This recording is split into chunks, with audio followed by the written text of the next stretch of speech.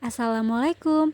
Hai teman-teman, perkenalkan kami dari kelompok 10 ingin mempresentasikan tentang analisis data kualitatif dan penelitian campuran yang akan dibawakan oleh saya sendiri, Mutriani Mula Putri Mama, dan rekan saya, Filia Triutri. Silahkan disimak ya teman-teman. Materi yang pertama, definisi dan tujuan analisis data. Analisis data kualitatif itu apa sih teman-teman? Nah, analisis data kualitatif ini adalah penjelasan mengenai bagaimana cara peneliti atau pengamat menganalisa apakah uji statistik atau tidak. Pada teknik analisis data kualitatif ini merupakan sebuah penelitian yang mengumpulkan data yang dimana pengumpulan data tersebut melalui sebuah pengungkapan dan pemahaman dari sebuah penelitian tersebut. Nah, dalam pengumpulan data kualitatif ini memiliki sebuah teknik, yaitu ada wawancara dan observasi. Nah, kedua teknik yang telah dipaparkan tadi itu adalah merupakan salah satu metode dari data kualitatif. Nah, dalam menganalisa sebuah data pada penelitian kualitatif merupakan sebuah kumpulan data yang didapatkan secara akurat. Nah, dalam interpretasi data ini ialah cara peneliti agar mencari fakta atau makna yang benar dari pertanyaan-pertanyaannya dan menjawab dari pertanyaannya. Selanjutnya, penelitian kualitatif selama mengumpulkan data, ada hal penting yang harus diperhatikan oleh peneliti pada analisis data dari data kualitatif. Hal tersebut yaitu, yang pertama, memperhatikan dua pertanyaan, apakah pertanyaannya bisa atau pantas untuk dijawab. Yang kedua, apakah mengerti jenis datanya dari sebuah teknik pengumpulan data. Nah, setelah pengumpulan data dan peneliti sudah ke lapangan, maka ada beberapa proses atau tahapan dalam mengorganisir, mengkategorikan, membuat, menganalisis, dan menulis data. Materi yang kedua tentang tujuan analisis data. Tujuan dari analisis data sendiri yaitu yang pertama, mengartikan data yang sudah didapat untuk menjawab permasalahan yang diajukan. Yang kedua, memberitahu hubungan antara variabel yang ada dalam pengamatan. Yang ketiga, memperlihatkan memperoleh data dari kekurangan dan kelebihannya. Dan yang terakhir yaitu memikirkan untuk membuat kesimpulan dari sebuah dasar-dasar.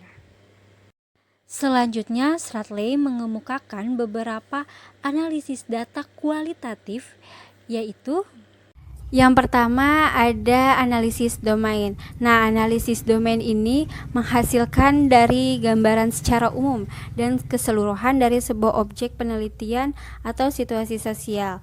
Nah, ditemukan macam domain dan kategori ini didapatkan dengan pertanyaan yaitu grand dan miniatur. Nah, domain tersebut untuk pengamat sebagai pijakan penelitian berikutnya. Yang kedua itu ada analisis taksonomi. Nah, setelah domain kita sudah dipilih, kemudian kita menjelaskannya secara rinci dan dijelaskan kembali agar kita mengetahui struktur internalnya. Nah, caranya itu dengan melakukan observasi secara lebih fokus kembali. Kemudian yang ketiga ada analisis komponensial. Nah, pada analisis ini dilakukan dengan cara mengontrol antar elemen dan mencari sebuah ciri spesifik dalam setiap struktur internalnya. Nah, dilakukannya itu dengan observasi terlebih dahulu dan wawancara yang mencakup pertanyaan dan mengontraskannya.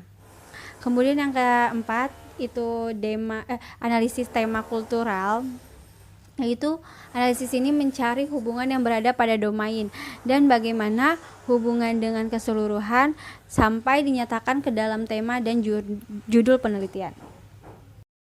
Membahas tentang analisis data kualitatif, penelitian akan dilibatkan untuk menafsirkan dan memperhatikan dari analisis yang ditelitinya. Nah, analisis data menggambarkan bagaimana cara merangkum agar menafsirkan pola untuk memperoleh tema, untuk memahami individu dan fitur ideografik. Dalam pemahaman tersebut adalah untuk mencari dan menjelaskan bagaimana kualitas untuk bereksplorasi. Pengamat atau peneliti harus memahami apa yang diinginkannya, sehingga dalam analisis data dapat menentukan analisis macam apa yang dilakukannya. Pengamat dapat mengasih contoh seperti menjelaskan, menggambarkan, menyimpulkan, menafsirkan, menentukan pola, menghasilkan tema, memahami individu, memahami grafik kelompok-kelompok nomotetik, membuktikan, mencari sebab dan akibat, dan mengeksplorasi. Analisis data ini juga memiliki tujuan. Nah, tujuannya itu adalah untuk menentukan jenis analisis apa yang akan dipakai. Kemudian, analisis ini akan mempengaruhi cara penulisan analisis tersebut. Nah, sebagai contoh, sebuah biografi dan studi kasus itu paling cocok ditulis dengan narasi deskriptif. Dengan narasi deskriptif dan kronologi serta isu-isu yang muncul di sekitarnya. Nah, analisis ini juga mempengaruhi data dan orang-orang di sekitarnya dengan jumlah yang telah dikumpulkan. Maka pada data kualitatif ini sering bergantung pada jumlah orang yang lebih cenderung rinci. Sebagai contoh, para peneliti itu perlu memutuskan topik-topik atau isu penting yang sering muncul di setiap individu dan apakah sudah bekerja secara garis besar atau belum. Materi yang kedua yaitu analisis data selama pengumpulan data. Nah, dalam analisis data untuk sebuah pegangan bagi peneliti karena dalam hasil pengamatannya ini yang ia lakukan dari analisis data tersebut, kemudian ketika sudah menganalisis data, nah data tersebut itu dikumpulkan. Nah, data ini yang dikumpulkan itu disebut sebagai pengumpulan data. Selanjutnya, analisa data kualitatif atau pengumpulan data penelitian kualitatif tidak jauh beda dengan penelitian kuantitatif. Pada penelitian kualitatif ini memerlukan analisis, interaksi, observasi, dan melihat serta meneliti di lapangan atau tempat penelitiannya. Dari sepanjang menganalisis data, peneliti pun perlu melakukan pengumpulan data dan peneliti bagaimana cara memahami data tersebut. Pada pengumpulan data kualitatif ini, maka peneliti harus membandingkan dan menganalisa data yang sebelumnya dan data yang ia baru dapat atau data barunya. Kemudian dalam menulis hasil laporan ini, pengamat itu sebelum ke lapangan harus melakukan planning untuk menghasilkan data-data yang baru. Nah, ketika pengumpulan data berlangsung, peneliti pun juga harus meninjau dan mengajukan pertanyaan-pertanyaan mengenai penelitian tersebut. Selanjutnya, menganalisis data yaitu sebuah bagian yang dirasakan oleh peneliti. Maka, pada penelitian kualitatif ini, peneliti harus menganalisis dan menafsirkan pada data awal. Peneliti harus berhati-hati terhadap daya tarik berbagai strategi perbaikan agar menghindari dari menyatakan peneliti atas dasar analisis data. Nah, dalam pengumpulan data berdasarkan teknik atau cara pengumpulan data ini dapat dilakukan melalui angket atau kuesioner, wawancara seperti interview, dan observasi serta dokumentasi. Materi ketiga yaitu analisis data sesudah pengumpulan data.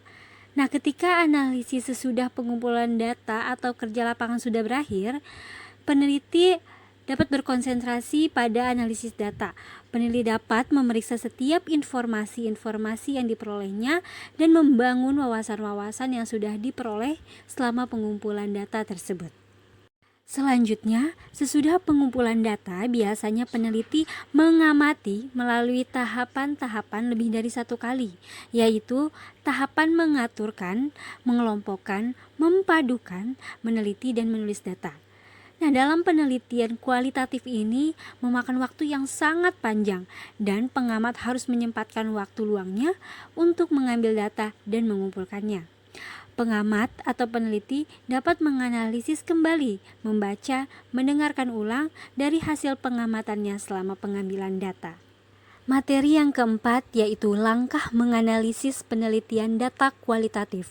Pada langkah analisis data ini ada 3 langkah, yaitu membaca atau memuar, yaitu suatu proses penulisan atau menulis catatan pada saat di lapangan dan lebih mementingkan isu atau topik yang penting selama awal pembacaan data naratif. Yang kedua, menguraikan. Menguraikan ini adalah suatu deskripsi penguraian dalam data yang telah diambil, maka peneliti menguraikan atau mendeskripsikan fenomena dan situasi yang diteliti untuk menyampaikan seberapa rumit penelitian ini. Yang terakhir yaitu mengklarifikasikan, yaitu suatu hal yang kecil datanya ke dalam lebih banyak kategori dan seringkali kepada yang lebih umum. Nah, setelah mengelompokkan dalam 3 langkah tersebut, nah itu merupakan kemampuan dalam berpikir. Nah, kualitas penelitian ini tergantung pada apa kualitas intelektual para pengamat. Selanjutnya, pada langkah-langkah penelitian data kualitatif, peneliti harus memperhatikan langkah-langkah dalam penelitian kualitatif. Berikut saya akan menjelaskannya. Yang pertama ini ada pengumpulan data atau data collection. Nah, pengumpulan data ini adalah data yang mentah hasil dari penelitian, wawancara, observasi, dan dokumentasi. Nah, yang kedua ada diskusi data atau data reduction. Nah, diskusi data dari hasil pengamat ini peneliti yang kemudian dikumpulkan dan diklarifikasikan dalam bentuk catatan ringkasan. Nah, yang ketiga ada data display. Nah, setelah dikelompokkan hasil pengamatannya, maka kemudian disajikan dalam bentuk deskripsi tulisan untuk memudahkan kita untuk memahami secara keseluruhannya. Kemudian yang terakhir ada kesimpulan atau verifikasi. Nah, pada semua hasil yang telah terkumpul, peneliti ini mencoba mencocokkan pada reduksi data dan display data agar pada kesimpulannya telah diuji dan telah disepakatkan gitu ke dalam tingkat kepercayaan yang tinggi. Dapat kita lihat gambaran komponen-komponen analisis data kualitatif. Materi yang kelima yaitu adalah strategi analisis data. Nah, strategi analisis data ini adalah sesuatu yang menekankan yang dapat dilakukan untuk menganalisis data kualitatif, yaitu mengidentifikasikan tema yang di dalamnya berupa survei coding, wawancara, dan kuesioner. Nah, pada strategi analisis data ini, langkah pertama yang dilakukan ialah survei terlebih dahulu. Nah, tanggapan survei yang tampaknya cocok satu sama lainnya. Setelah cocok dalam lapangan, kemudian kita sebagai memoir atau dalam pembacaan melakukan wawancara dan kuesioner. Nah, bentuk coding adalah salah satu yang dilakukan penelitian kualitatif. Proses penanda, kategori, atau referensi unit teks, contohnya seperti kata, kalimat, paragraf, dan kutipan. Dalam mengajukan pertanyaan ini adalah strategi yang melibatkan pengamat untuk memberikan pertanyaan seperti siapa aja yang terlibat dan apa aja sih kegiatan utamanya. Nah, dalam suatu pembelajaran organisasi ini membantu pengamat mengerti sekolah atau organisasi lainnya ini sebagai lingkungan yang lebih besar dalam tinjauan yang berfokus pada visi dan misi tujuan tersebut. Selanjutnya materi yang keenam yaitu contoh aturan wawancara. Penggunaan wawancara dalam suatu penelitian merupakan salah satu metode analisis data yang secara tidak langsung tidak dapat dimanipulasi oleh peneliti. Sehingga dalam wawancara ini dapat dilakukan pertukaran pandangan antara satu orang dan beberapa orang lainnya, sehingga peneliti dapat menekankan sesuatu kedekatan sosial untuk memperoleh data. Adapun tujuan umum dalam wawancara dapat dilihat sebagai berikut. Yang pertama, untuk mengetahui dan menilai seseorang dalam beberapa hal. Yang kedua, untuk menyeleksi seseorang untuk menjadi pegawai atau sivitas lainnya. Yang ketiga, untuk melakukan pemeriksaan seperti wawancara psikis. Yang keempat, untuk menguji atau mengembangkan hipotesis. Yang kelima, untuk mengumpulkan data seperti survei data. Dan yang terakhir adalah untuk mendapatkan sampel dari responden. Selanjutnya, wawancara memiliki tujuan yang bervariasi. Wawancara dalam penelitian dapat dilihat dalam 3 tujuan, yaitu sebagai sarana untuk pengumpulan data dalam bentuk informasi yang sesuai dengan tujuan penelitian. Yang kedua, untuk melakukan pengujian hipotesis atau sebagai alat untuk mengidentifikasikan hubungan variabel. Dan yang terakhir, sebagai alternatif yang dapat digunakan bersama pada metode lain. Materi ketujuh, mengembangkan peta konsep. Peta konsep ini merupakan suatu strategi dalam memvisualisasikan pengaruh dalam memperlihatkan perspektif seseorang terhadap analisis peneliti dan memperlihatkan kemungkinan yang terjadi pada suatu kelompok yang berbeda dalam konsistensi dan ketidakkonsistenan. Nah, dalam melakukan pengembangan peta konsep, peneliti dapat melakukan beberapa hal. Berikut saya akan jelaskan. Ada menganalisis kerusakan dan konsekuensi. Nah, dalam penggunaan strategi ini memberikan sebuah konsep atau ide pada hubungan sebab akibat yang peneliti yakini, serta hubungan sebab akibat dapat ditinjau kembali sehingga dapat mendukung analisis dan penafsiran pada peneliti.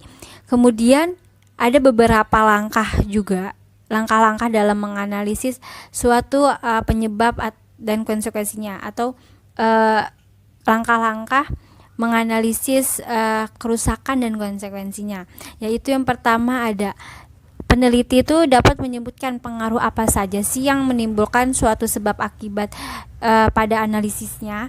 Nah, yang kedua ini peneliti meninjau kembali literatur untuk melihat apakah analisis peneliti ini mendukung atau mendapat tantangan dari kajian sebelumnya.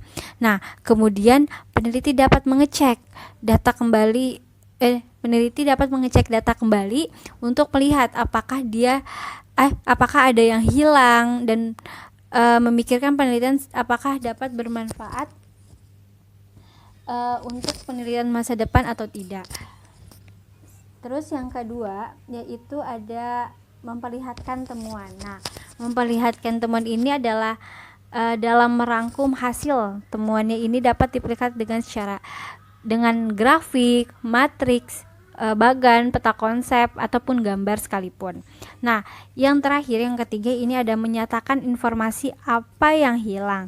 Nah, salah satu bagian dalam melengkapi laporan penelitian tentunya peneliti dapat mengidentifikasi pertanyaan yang belum sempat diberikan kepada konsumen riset atau selepas observasi tersebut. Nah, karena seringkali biasanya peneliti itu menginginkan jawaban yang sampai melampaui data. Nah, untuk menghindari sikap terburu-buru tersebut, strategi analisis data dalam informasi yang hilang akan memberikan peneliti untuk mencari kembali informasi yang hilang. Materi kelima yaitu tentang contoh analisis data kualitatif.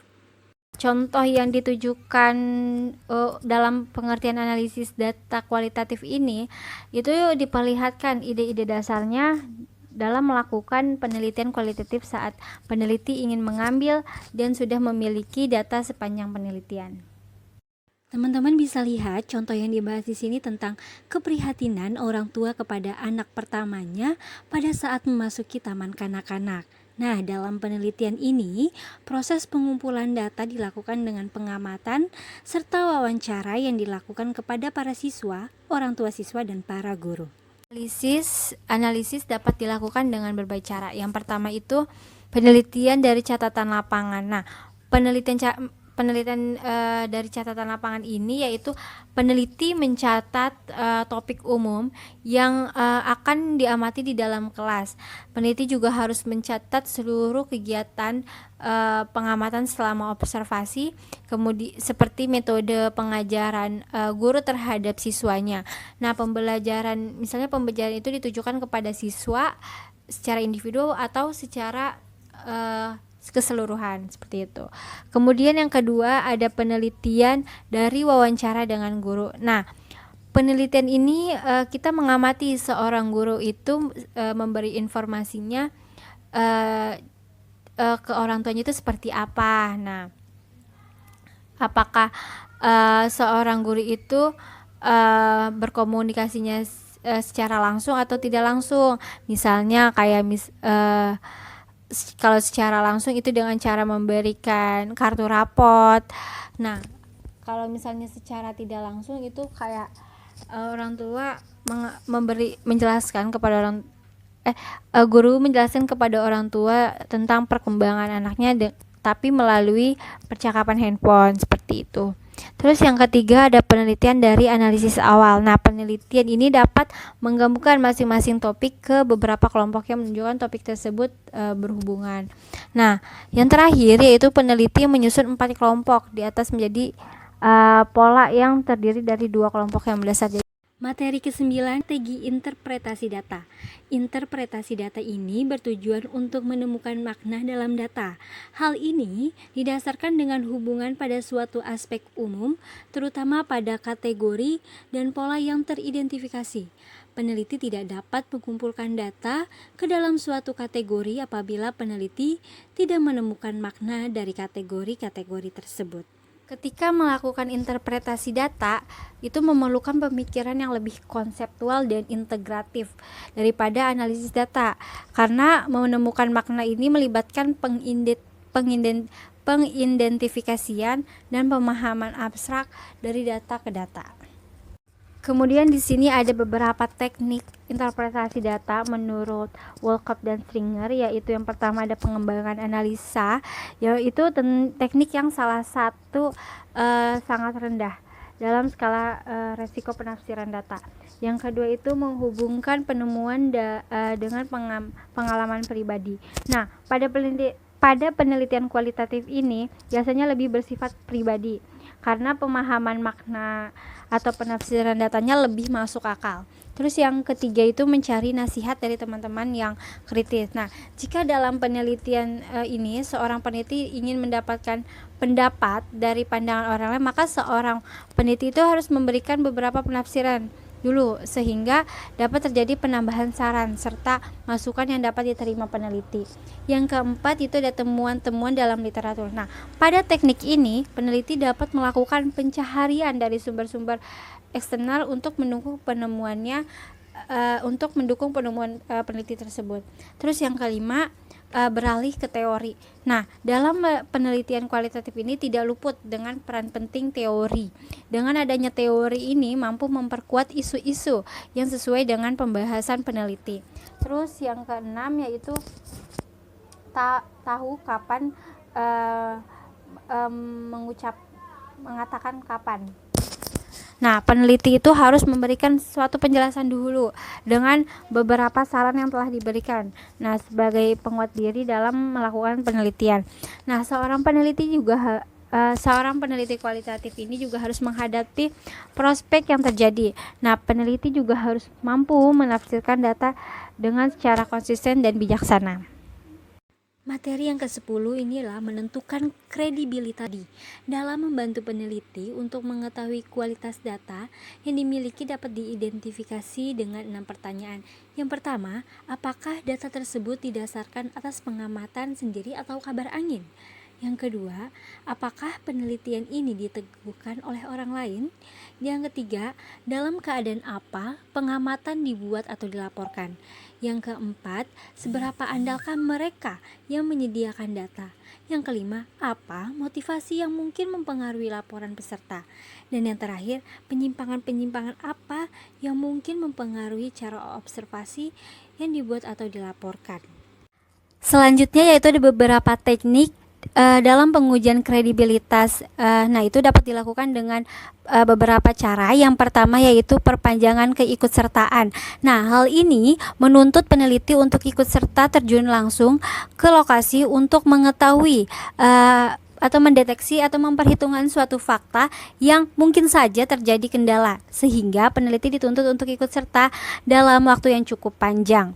Yang kedua, ketekunan pengamat. Dalam melakukan hal ini, peneliti dapat menemukan suatu ciri atau unsur pada saat situasi yang bersangkutan dengan suatu permasalahan yang sedang dicari dan dapat memusatkan kepada sesuatu yang lebih rinci. Yang ketiga yaitu ada triangulasi. Nah, teknik ini dilakukan peneliti dalam melakukan pencarian serta pemeriksaan kebenaran data. tertentu yang dibandingkan dengan sumber lain. Yang keempat yaitu ada pengecekan sejawat. Nah, teknik ini dilakukan dengan cara menyatakan suatu tindakan hasil sementara dan hasil akhir yang dituangkan dalam bentuk diskusi serta analitik dengan rekan-rekan sejawat. Hal ini peneliti dituntut untuk bersikap terbuka dan jujur dalam mendiskusikan hasil penelitiannya kepada teman sejawat agar dapat mengukur kemampuan hipotesis dan pemikiran penelitiannya. Yang kelima yaitu ada kecukupan referensial. Nah, dalam teknik ini peneliti dapat menggunakan media lain dalam menampung kritik atau evaluasi. Contohnya seperti alat perekam. Nah, sehingga dapat membantu untuk menyesuaikan dengan kritik yang telah terkumpul. Yang keenam yaitu adalah analisis kasus negatif. Nah, teknik ini dilakukan peneliti jika terdapat contoh-contoh kasus yang tidak sesuai dengan keinginan informasi yang telah didapatnya sebagai bahan pembanding sehingga peneliti dapat mengumpulkan kasus yang tidak sesuai tersebut. Kemudian yang ketujuh yaitu adalah pengecekan anggota, yaitu peneliti mampu melakukan pemeriksaan suatu derajat kepercayaan seperti data, kategori analisis, penafsiran, serta kesimpulan. Metode penelitian campuran. Metode penelitian campuran adalah menggabungkan pendekatan kuantitatif dan kualitatif oleh data kuantitatif dan kualitatif dalam satu studi. Metode penelitian campuran atau kombinasi adalah metode penelitian yang mengarah pada landasan paragedisme yang biasa digunakan dalam objek yang alamiah maupun buatan.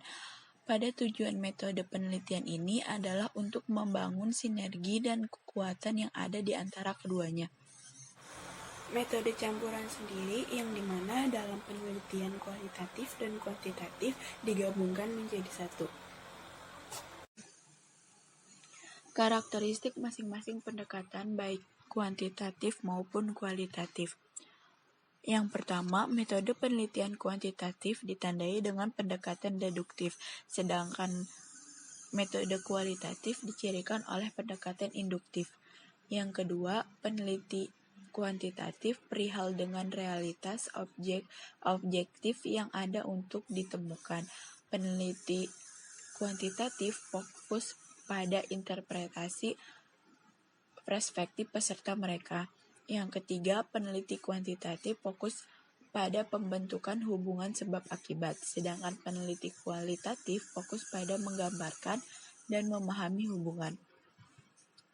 Yang keempat, kuantitatif mengidentifikasi hipotesis untuk mengetes, sedangkan penelitian kualitatif bekerja untuk membimbing hipotesis dan memungkinkan fokus khusus untuk muncul sebagai studi berlangsung.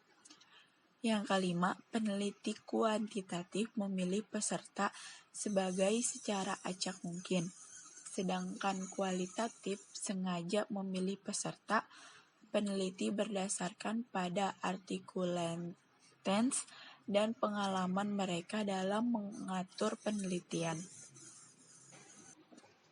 Desain penelitian kualitatif dan peran penelitian kuantitatif dalam kaitannya dengan etnografi. Di sini ada 5. Yang pertama, studi kasus atau etnografi. Yang kedua, etnografi sendiri. Yang ketiga, narasi. Yang keempat, etnografi terkompresi atau cepat, penilaian ataupun etnografi terfokus. Yang kelima, penelitian tindakan. Untuk 2 poin ini, studi kasus etnografi atau etnografi sendiri ini tuh hampir sama, yaitu adanya survei untuk mengkonfirmasi dan memvalidasi pola etnografis yang ditemukan. Dan pada sampel yang cocok dengan kontrol kasus untuk mengidentifikasi faktor yang terkait dengan keberadaan atau tidaknya adanya unsur kayak misalnya penyakit atau kinerja sekolah. Nah, yang ketiga adanya narasi. Narasi sendiri pada survei untuk menunjukkan adanya pola yang diungkapkan oleh narasi. Nah, ini menggunakan bahasa dan ungkapan responden. Yang keempat, adanya etnografi terkompresi atau cepat penilaian ataupun etnografi terfokus. Pada poin 4 sendiri, untuk surveinya itu memakai survei cross-seksional dan survei pra-pasca. Yang kelima, penelitian tindakan. Penelitian tindakan ini memanfaatkan fitur desain kualitatif dan kuantitatif untuk mencapai tujuan yang ditemukan oleh masalah dan kemitraan. Jenis-jenis desain penelitian. Ada 3 jenis model desain penelitian campuran. Adalah yang pertama model kual-kuan, yang kedua model kuan-kual, yang ketiga model kuan-kual. Yang pertama metode kual-kuan, yang kualnya itu besar. Jadi model ini di mana data kualitatifnya dikumpulkan terlebih dahulu daripada data kuantitatif. Nah, pada data kualitatif ini itu lebih cenderung berbobot daripada data kuantitatif. Model ini dikenal sebagai model campuran eksplorasi. Pada fase kualitatif bersifat eksploratif dan mengarah pada hipotesis potensial yang kemudian diuji dengan kuantitatif teknik. Yang pertama, model kual-kuan. Dalam model kual-kuan juga dikenal sebagai X-design, metode campuran exploratory. Data kualitatif dikumpulkan terlebih dahulu dan lebih berat daripada kuantitatif. Yang pertama, metode kual-kuan, yang kualnya itu besar. Jadi model ini di mana data kualitatifnya dikumpulkan terlebih dahulu daripada data kuantitatif. Nah, pada data kualitatif ini itu lebih cenderung berbobot daripada data kuantitatif. Model ini dikenal sebagai model campuran eksplorasi. Pada fase kualitatif bersifat eksploratif dan mengarah pada hipotesis potensial yang kemudian diuji dengan kuantitatif teknik. Di dalam model kual-kuan, adanya jenis desain kuantitatif, peran etnografi dalam desain penelitian kuantitatif. Yang pertama, ada penelitian cross-seksional, service populasi dan sampel. Yang kedua, eksperimen. Yang ketiga, studi lapangan yang dikontrol atau eksperimen semu. Pada penelitian cross-seksional, yaitu survei populasi dan sampel, memiliki 2 tahap, yaitu persiapan untuk survei dan data pelengkap. Pada persiapan data untuk survei, yaitu mengidentifikasi masalah dan konteks, mengidentifikasi kisaran respon, dan mengidentifikasi populasi target, karakteristik lokasi, dan kemungkinan hambatan untuk penelitian survei. Dan pada data pelengkap itu mengidentifikasi dan eksplorasi subkelompok sosial yang menjelaskan pola varian dalam hasil surveinya. Yang kedua, eksperimen, di mana eksperimen memiliki 2 tahap, yaitu persiapan dan proses, yang dimana pada persiapan itu mengidentifikasi elemen percobaan, mengidentifikasi kendala di lapangan, uji coba untuk penerimaan dan kelayakan, dan mengembangkan dan memvalidasi ukuran perubahan. Dan pada proses sendiri menemukan perbedaan dan implementasi, juga mengkomentasikan konten intervensi untuk perbandingan dengan hasil pengukuran. Yang ketiga itu studi lapangan atau eksperimen semu, yang dimana pada eksperimen ini sebenarnya memiliki dua eksperimen, yaitu eksperimen semu dan eksperimen benar atau eksperimen true. Nah, pada eksperimen true atau benar ini yaitu eksperimen penelitian yang mampu mengontrol semua variabel. Dan pada eksperimen semu sendiri yaitu eksperimen penelitian yang tidak mampu mengontrol semua variabel yang mampu mempengaruhinya. Model Kuan-Kual. Dalam model Kuan-Kual juga dikenal sebagai metode campuran eksplanatori. Dalam studi pertama atau fase, penelitian merumuskan hipotesis, pengumpulan data kuantitatif, dan melakukan analisis data. Model Kuan-Kual yang dimana Kuannya itu berhuruf besar. Model ini kebalikan dengan model yang pertama, yaitu Kual-Kuan. Pada model ini yang dimana metode campuran eksplanatori. Jadi data kuantitatif dahulu dikumpulkan dan lebih banyak dari data kualitatif. Pada desain metode campuran eksplanatori ini, penelitian kuantitatif menentukan jenis data yang dikumpulkan pada studi kualitatif. Model Kuan-Kual. Dalam model Kuan-Kual juga dikenal sebagai desain triangulasi metode campuran. Data kualitatif dan kuantitatif sama-sama tertimbang dan dikumpulkan secara bersamaan. Studi data tidak dikumpulkan dalam studi terpisah fase yang berbeda, seperti pada dua metode lainnya.